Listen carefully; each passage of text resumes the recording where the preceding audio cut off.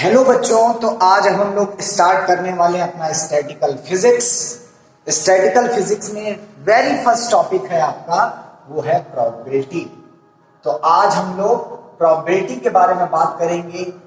Probability जो basic level पे हम लोग पढ़ते हैं, करीब क्लास 10 से स्टार्ट हो जाती है, तो उस प्रोबेबिलिटी के बारे में बात करेंगे, पर हम थोड़ा हाई स्टैंडर्ड लेवल पे बात करेंगे। बेसिकली तुम लोग जानते हो प्रोबेबिलिटी मीन्स होती है प्रायिकता।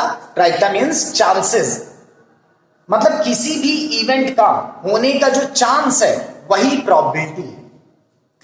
तो प्रोबेबिलिटी को डिफाइन कैसे करते हैं? It is defined as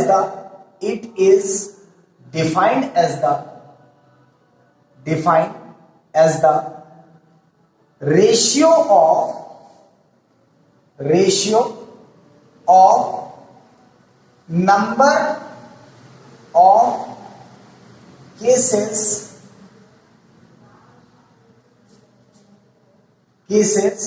in which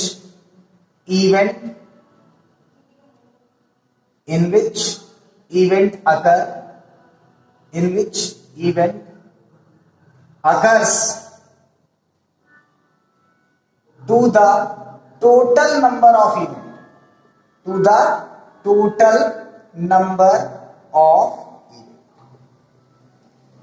simple है, ये बहुत बेसिक फॉर्मूला है, तुम लोग के लिए कोई नई बात नहीं है। Probability is equal to number of cases in which event occurs to the total number of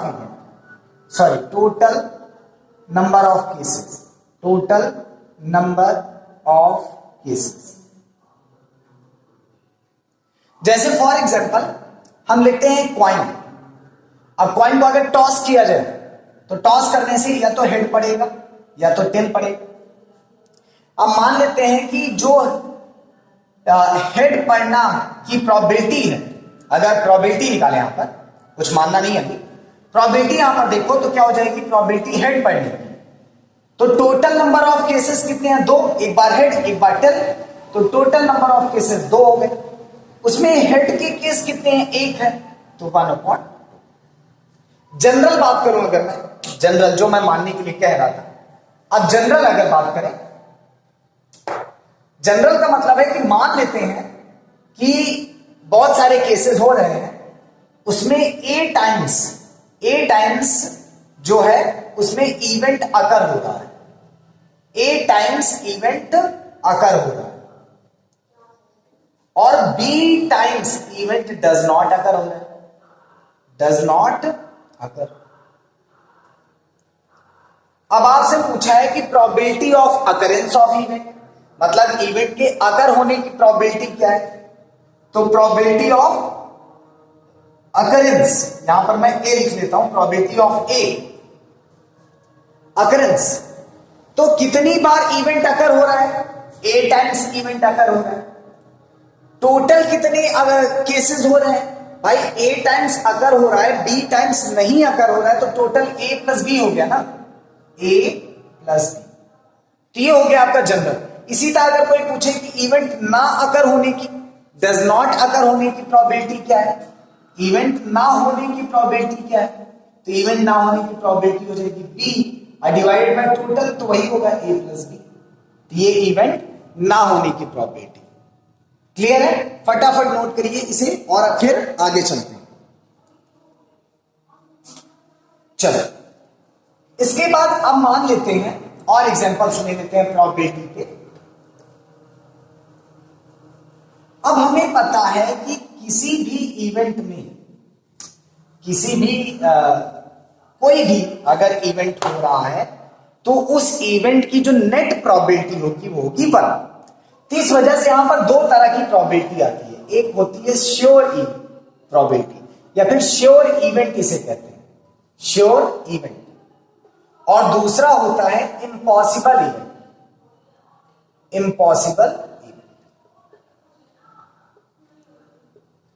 अब श्योर इवेंट और इम्पॉसिबल इवेंट क्या है?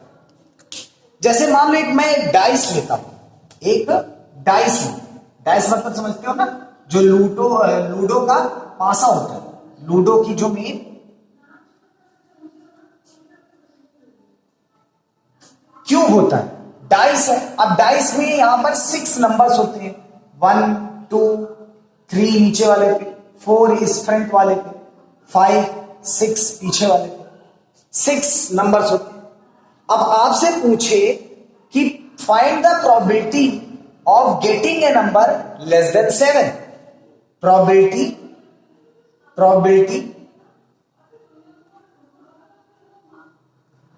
Of getting a number less than 7, 7 से कम की प्रोबेबिलिटी हमें बताना है। तो अब ये बताओ, लूडो जब आप खेलते हो तो उसमें कोई भी नंबर है वो लेस देन 7 ही होता है, 7 से बड़ा तो उसमें कुछ होता ही। तो इसका मतलब लेस देन 7 तो श्योर है, कोई भी नंबर आए वो लेस देन 7 तो होगा ही। तो इस तरह की इवेंट की जो प्रोबेबिलिटी होती है वो होती है 1। कैसे 1 ये भी एक्सप्लेन करता हूं। Probability of sure event, sure मतलब लेस देन 7 नंबर पढ़ने की कितने चांसेस है? 6 चांसेस है भाई। 1 भी लेस देन 7 है, 2 भी लेस देन 7, 3 भी लेस देन 7 है, 4 भी लेस देन 7। इसी तरह 6 नंबर है यहां पर, 6 लेस देन 7 है। और टोटल कितनी बार इवेंट अकर होगा? तो 6 टाइम इवेंट अकर होगा। तो 6 डिवाइडेड बाय 6 प्रोबेबिलिटी कितनी होगी? तो जब भी किसी भी इवेंट की प्रोबेबिलिटी 1 हो तो उस तरह के इवेंट को क्या कहते हैं? श्योर इवेंट कहते हैं। अब इम्पॉसिबल अगर आपसे पूछ ले कि probability of getting greater than 7, अब ग्रेटर देन 7 अगर पूछ ले और उसकी प्रोबेबिलिटी पूछो ग्रेटर देन 7, इसी डाइस में, तब ग्रेटर देन 7 क्या कभी कोई नंबर पड़ेगा? भाई 6 से ऊपर तो नंबर होते ही नहीं डाइस में, तो 7 से बड़ा कैसे पढ़ सकता है? तो नहीं, ये कैसा इवेंट है?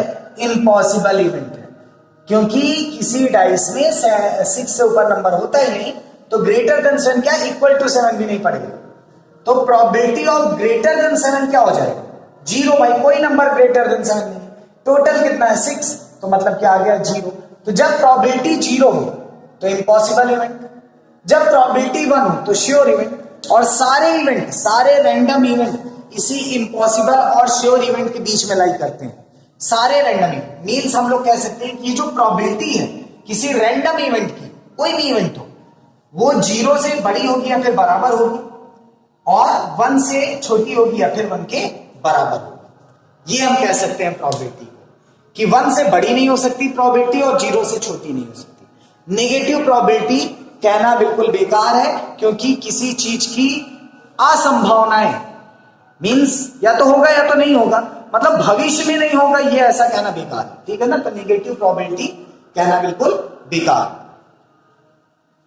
अब थोड़ा हम लोग चलते हैं हमारे बीएससी के लेवल पे। यहां पर बात आती है डिस्टिंग्विशेबल और इनडिस्टिंग्विशेबल पार्टिकल। ठीक है ना?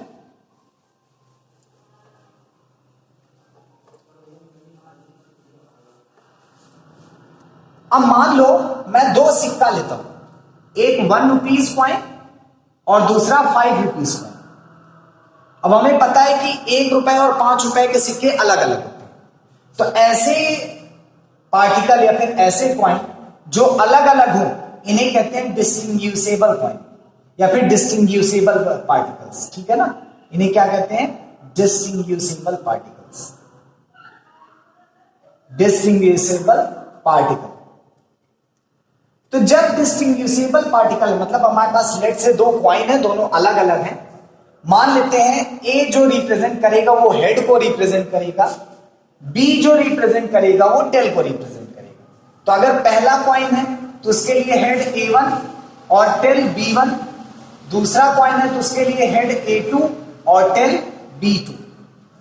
अब नंबर ऑफ फेवरेबल आउटकम की बात करें हम लोग, कि अगर दोनों सिक्कों को एक साथ उछाला जाए तो कौन कौन से आउटकम मिलेंगे। तो दोनों को मैं एक साथ टॉस किया, तो टॉस करने पे पहला आउटकम हमें यह मिल सकता है कि दोनों में क्या क्या पड़ जाए? हेड पड़ जाए। इसका भी हेड और इसका भी हेड। ए हेड को रिप्रेजेंट कर रहा है, ठीक है ना? तुम लोग यहां पर H1 H2 का भी यूज कर सकते हो। अब हो सकता है एक का हेड पड़े और दूसरे का क्या पड़ जाए, टेल पड़ जाए। हो सकता है इसका टेल पड़ जाए और उसका क्या पड़ जाए, हेड पड़ जाए। हो सकता है दोनों का क्या पड़ जाए, टेल पड़ जाए। तो मतलब 4 आउटकम है, 4 आउटकम है। एल्जेब्रिकली जब इन आउटकम